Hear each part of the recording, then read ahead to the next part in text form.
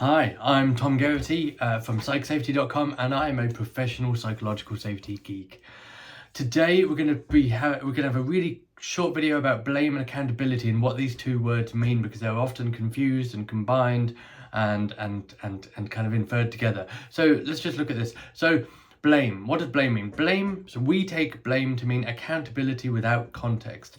Blame is pointing the finger at someone and saying, you failed, you didn't do that thing, or you either didn't do the thing you were meant to do, or you did the thing you weren't meant to do, and not taking into account the broader context in which we consider why the human in the system did the thing they were meant to do. So blame is accountability, assigned accountability without context. What does accountability mean?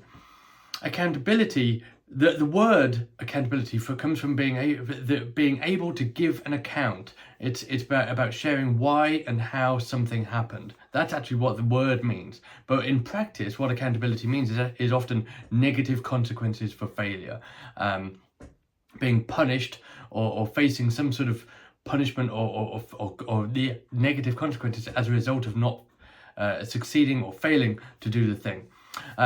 So accountability is a strong word, and psychological safety requires accountability. It requires a shared social accountability amongst peers and colleagues and friends and teammates to hold ourselves to high standards. In fact, and we should make the point here that accountability cannot be assigned to someone. You cannot make someone accountable. You cannot assign accountability to someone, although many times we do try to do that in things like rating matrices.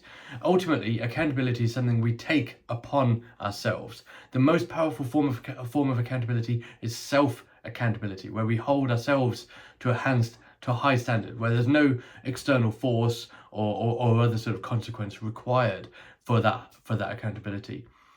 Self-accountability fosters integrity and self-worth and higher, better achievement.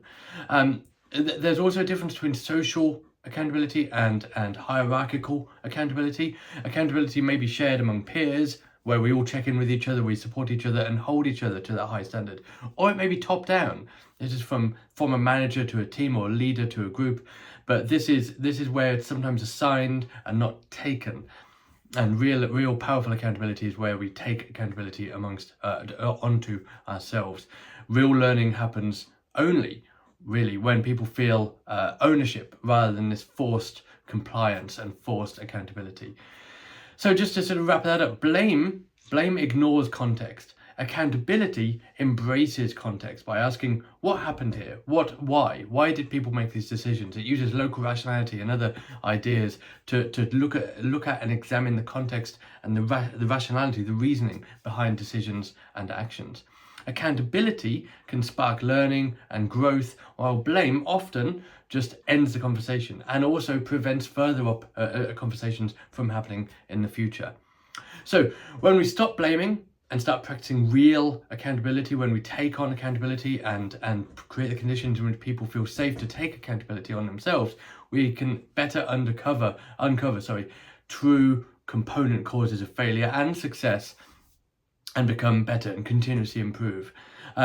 So I'd like you to think about how you can shift from blaming, how you can create a blame-aware environment and improve accountability and take on more accountability. And I'd love to hear your thoughts and insights in the comments on this video. Head over to psychsafety.com for more resources, newsletter, meetups, training courses, communities, and all sorts of other stuff you can get involved in. And remember to subscribe, like, share, and do all that good stuff. And I'll see you on the next video. Thanks, folks.